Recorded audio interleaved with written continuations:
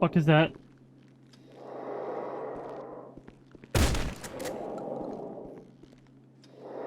Yeah, nah, see? How quick that was. Might have 7. Like I said, there is the GTA Plus vehicle. I got a text message. Okay. This is your nightclub to learn. Knock, knock. This is your friend in high places. It's been a while. I haven't spoken to you since Operation Doomsday. I know I never thanked you for saving my ass back then, and I'm not going to. It's against a little continuity. Now down to business. I can't tell you much as long as you're still just a civilian. But I can tell you this. It's hot as hell outside, and gas prices are through the roof. We can't change the weather, but maybe we could do something about the price at the pump. You think you know what's behind it? Well, the correct answer is no, you don't. Forget everything you've heard in the news, and forget have a good one, Wiser. Dead conspiracy theorists on Life Invader. Now, you want to know the truth? Well, we're gonna need to bring you in. We're prepared to swear you in. The truth shall set you free. Field operative. You'll be one of us, working under our umbrella. Only you'll be significantly better paid. Sound good? Significantly better paid. How many times have I heard that before? Significant. Hey, got the word from your boy Zach that he got a customer. He just dropped off their bike at your clubhouse. It needs service and a few extras put on it. You just gotta sign off and deliver. It's easy money, yo. Take a look whenever you're back. Anybody else gonna call me? Jesus Christ, Agent 14. Hey there, is this a good time? Great. I've been checking in with all our private sector assets. The price of gas has people kinda jittery. New audio, love new audio. As usual, we're here to make sure the right people have all the advantages they need. I've bagged you a contract with ammunition for any surplus weapons parts your lab rats end up making. They have instructions to load up a truck whenever they have enough to sell. All you have to do is make the delivery. And if you're looking to stimulate the research side of things down there, just give me a call. I have a few things lined up. He wants to stimulate my research down there. Anybody else gonna call? What's up, ladies and gentlemen? My name is DJCS. Welcome to an all-new video here on my YouTube channel. In this video, I'm going to be going over the basics, going over some stuff that came out yesterday in the Criminal Enterprises DLC for GTA Online. I did stream all this live on Twitch, and I will be going through and uploading some content here over the next couple of days. I do have some family in town and stuff, so it may take me a little bit to get some of this stuff out, but overall, you know, we're gonna talk about the DLC and what content there is in it. But before we do that, if you're new here, please subscribe and hit that notification bell. If you enjoy this video, go ahead and drop it a like. I would greatly appreciate that. So, going into the Criminal Enterprises DLC, we basically knew what we were going to get, and we knew it wasn't going to be that much. And honestly, it's a subpar DLC, and like I said, I knew that going into it, that it was not going to be an amazing blow me out of the water DLC. That being said, I was surprised that when I logged in on my PS5 that it had a 5.75 gigabyte download. Again, that's on the PlayStation 5, probably also the same for the Xbox Series consoles. And then on the Xbox One, it was 3.19. I'm assuming it was the same for the PlayStation 4. I'm not entirely sure.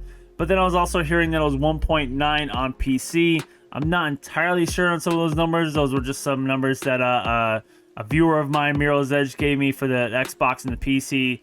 But like I said, mine was 5.75 on the PlayStation 5, which I was kind of shocked because that's higher than like the contract was. But all in all, there's not that much content on day one. I knew going in, thanks to Wildbrick142, that we're going to get 18 new vehicles, but we didn't know which ones we were going to get on day one. I figured obviously we weren't going to get all of them. I figured we'd get 6, and that's what we got. However, we got 5 cars and 1 helicopter, which was a surprise. You know, we saw a helicopter in the trailer, but that doesn't mean a lot of things. There was a lot of stuff in the trailer we haven't seen yet, which may still come out.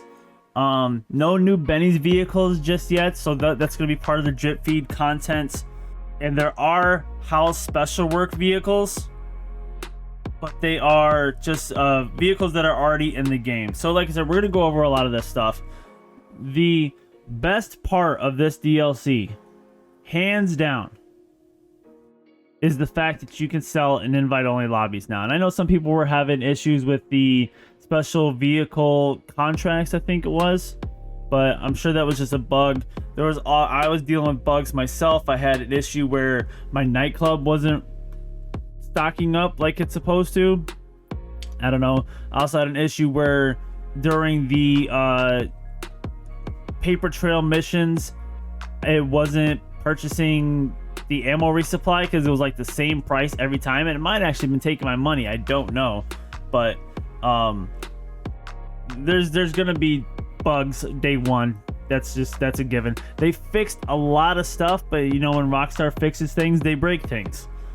But some notes to take from the patch notes that were uploaded.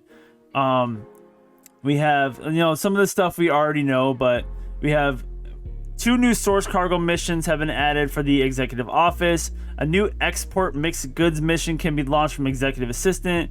New members of staff have been added to cargo warehouses, headed by their new manager, Lupe, who actually I didn't get a call from in that 7-hour stream. I actually got a call from her separately today when I was just doing some stuff off stream.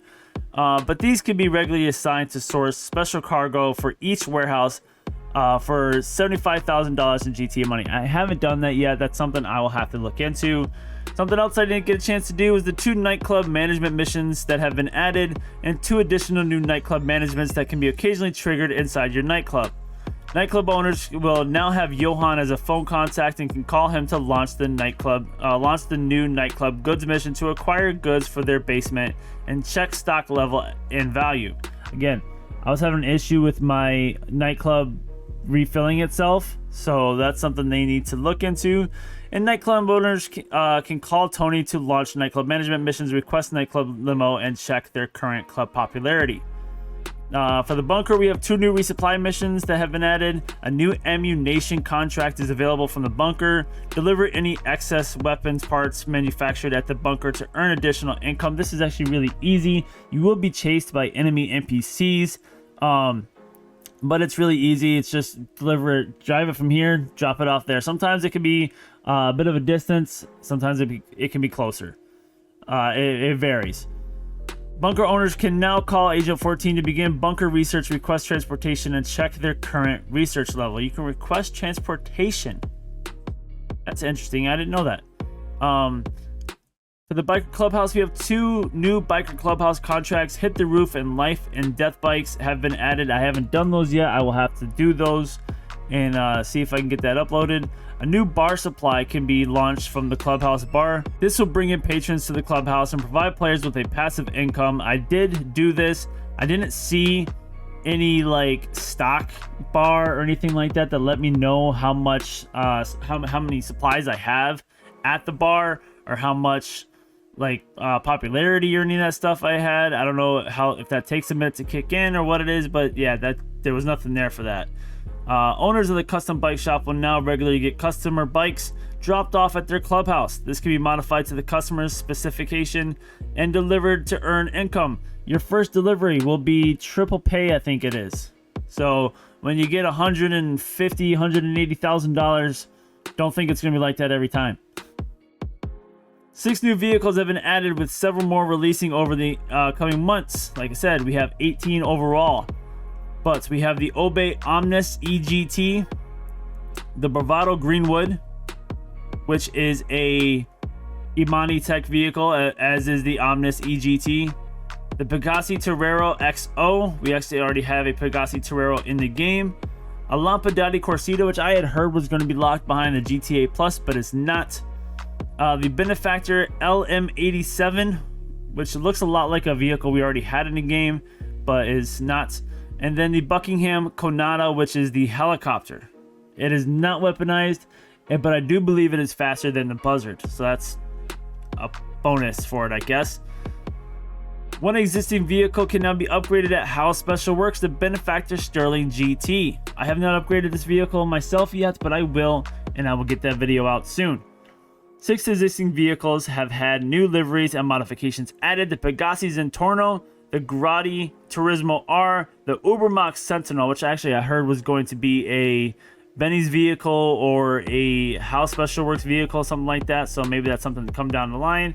The Benefactor Sterling GT, as we mentioned, the Cheval Picador, and the Benefactor Schwarzer. So those all have new liveries and modifications.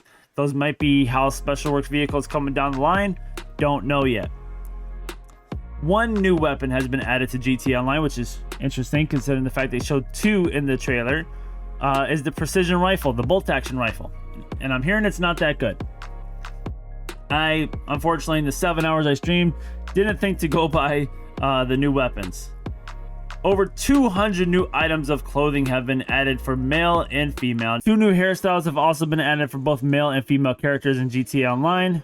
Over 60 new tattoos have been added for both male and female characters, and 6 Operation Paper Trail missions have been added to GT Online. These missions consist of the players working as a special field operative for the IAA and can be accessed via the trigger outside the IAA headquarters. These missions are for 1 to 4 players, and these missions are actually pretty tough. Now, I did these all on hard, and I struggled with them quite a bit. There was only one, I believe, that I got all the way through without dying and having to restart. I would definitely recommend doing these on normal until we kind of learn the patterns to get through them, or just simply doing them with friends. As many players as you can, because some of these definitely require like people to go to multiple places at once and get things done at the same time so you can get done as quickly as possible. The payouts are okay, but like I said, I was taking a long time to do some of these missions, like upwards of half an hour, and not completing them at the same time. But I was still getting like at $28,000 sometimes. I think I got like 40 for one of them, $40,000. As far as I know, they're not double money, so the payouts are at least pretty good for that. But like I said, it took me a lot of time to do those missions solo, and I did them on hard, so there's that pay bonus too for doing it on hard. The number of standard properties that players can own in GTA Online has been increased from 8 to 10. We already know a lot of the quality of life updates. Business content, including sell missions, can now be accessed in private lobbies. The Oppressor Mach 2 missiles are now less accurate. The Oppressor Mach 2 flares and chaff have had their uses reduced and cooldown increased. Players can now use snacks and armor faster through a single button press when the weapon wheel is up. So when you open up the weapon wheel, you press left for snacks, and I believe it's R3 for armor. That of course only works if you have snacks and armor. There's no ability to purchase them.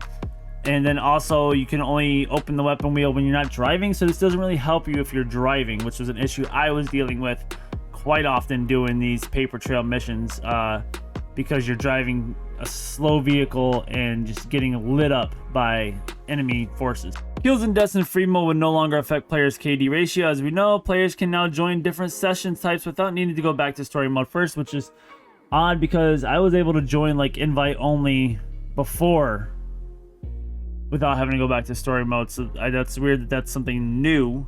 But maybe you can join friends only lobbies and stuff like that that you couldn't do before. New filtering and performance improvements have been added to the Legendary Motorsports and Southern San Andreas Super Autos. I don't really like it, honestly, because I've been playing this game for 9 years and I'm so used to the layout that it was, and it was hard for me to find vehicles that I was looking for. The Sparrow can now be equipped with chaff and flare countermeasures. Players can now purchase max ammo for all their weapons with one option rather than purchase each weapon type. Low grip tires can now be equipped on all vehicles that have access to the Los Santos car meet, which I'm hearing is actually helping out the Jester Classic, I think it is. People are loving that. They're loving it. It's like a really good drift vehicle now. Most personal vehicles that fit can now be modified inside the Avenger Mobile Operations Center workshops instead of only select vehicles.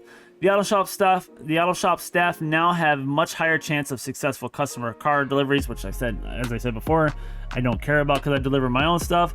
Players can now jog inside the Diamond Casino Resort, the music locker, and nightclubs instead of being fixed to walk only.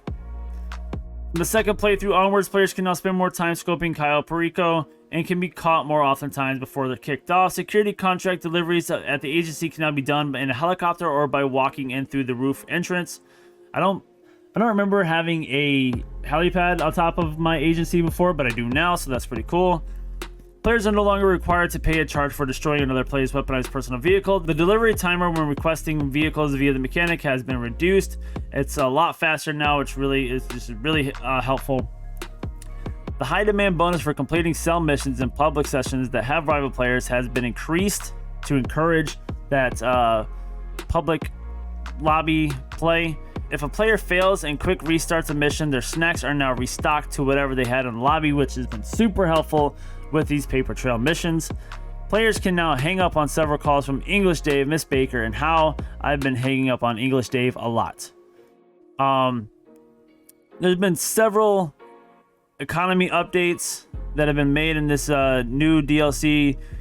Introductory earn rates are in effect on select criminal enterprise update content. Race and adversary mode payouts have been increased. All players that finish a premium race now receive. Like I said, we went over a lot of this in the update or the newswire that they had the other day. There's some GTA Plus updates. I don't care. I'm not going to talk about that because we don't care about GTA Plus.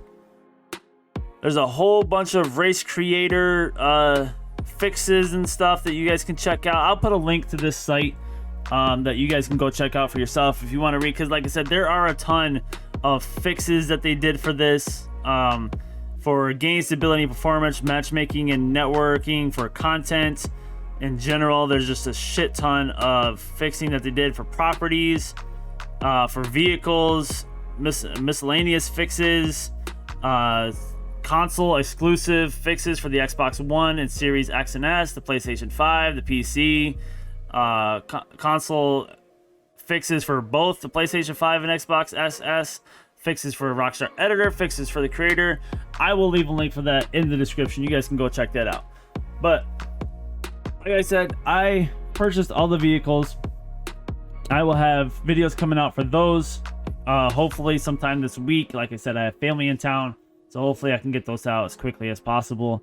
I did all the paper trail missions. I will upload those, and you guys can see my frustration with them. Like I said, I did them solo. They are pretty tough solo. If you're going to do them, I would highly recommend an armored Kuruma and possibly a Mach 2 oppressor for one of the missions. That was another thing. During the mission, I couldn't even call in my Mach 2 oppressor, which was weird. So maybe that's a nerf that they did for the Mach 2 oppressor, not being able to call it in during a mission. I don't know. But all in all, like I said, the best part of this DLC, not the money, not the payouts, any of that stuff, just the fact that we could sell in invite-only lobbies now. I feel like that's going to bring a lot of players back to the game. I've heard a lot of people express interest coming back to playing GTA Online now that they don't have to worry about doing all that time, spending all that time in the game, you know, potentially putting all that money towards something and then just to have it blown up by some dickhead with a Mach 2 oppressor or a jet, you know? The fact that we could sell in invite-only lobbies now, or friends lobbies, or, you know, crew lobbies, stuff like that is tremendous. And I think it's really a big step for this game. And this game's been out for 9 years, and I've been playing it for 9 years. And a lot of people now who have been playing it for 9 years, like myself, are just taking sighs of relief, not having to worry about getting your shit blown up. And it feels great. It's a huge weight off your shoulders, you know? Not having to look over your shoulder every 2 seconds, you know, looking at the map for Mach 2 oppressors or Deluxos or anything like that. So, but that is going to do it for this video, guys. Like I said, I have videos coming out for the content from this DLC. It's going to take me a couple days, though. I appreciate all of you guys being here, checking out these videos. It means a lot to me. I was mind-boggled before I even stopped streaming on Tuesday. I started streaming at 7 a.m. Tuesday morning, and I was done by around 2 p.m. and people had already had videos out, like, with content and stuff, and I'm like, how the hell do you have this, like, video out already? Like, it blows my mind. Kind of makes me wish I didn't work a full-time job, but it is what it is. That pays my bills. So like I said, I appreciate all of you guys being here and checking out these videos. It means a lot to me, and I hope you guys check out the videos that I have coming out soon for all the content. If you're new here, please subscribe and hit that notification bell. If you enjoyed this video, go ahead and drop a like. I would greatly appreciate that. With all said and done, guys, my name is DJ CS. Have a good one, and I will see you in the next video. And as always, don't forget to tip your DJ. Later, dudes.